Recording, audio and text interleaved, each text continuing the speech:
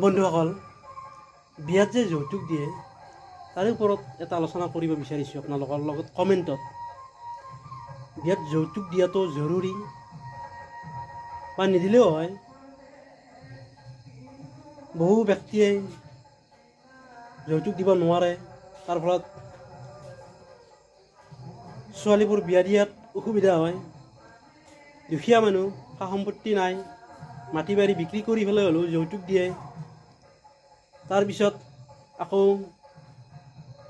শহুৰকৰ ঘৰখনে যৌতুক দাবী কৰি যৌতুক দিব নোৱাৰাৰ ফলত সেই ছোৱালীজনী আকৌ উভতাই পঠায়, আইনমতে দণ্ডনীয়। কিন্তু ছোৱালীজনী যৌতুক পাবৰ বাবে যুক্তি আছে। তেওঁৰ ধৰ 4জন ল'ৰা আছে, এজন ছোৱালী আছে, মাটি আছে হয়তো 5 বিঘা। গোটেই কেইজনে এক বিঘাকৈ হ'লেও পাব লাগে। 4 ভাইকে 1 বিঘাকৈ পালা, ছোৱালীজনীয়ে 1 বিঘা পায়। বিয়া দিয়াৰ ফলত ছোৱালীজনীয়ে মাটি বিঘাটো নাপায়। সেই গতিকে ছোৱালীজনীক অলপ যৌতুক দিব লাগে, তেওঁৰ সেইটো প্ৰাপ্য। এনেধৰণৰ বহু কথা আছে, আপোনালোকে কমেণ্টত উল্লেখ কৰক। যৌতুক দিব লাগে নালাগে, যৌতুক প্ৰথা উঠাই দিব লাগে।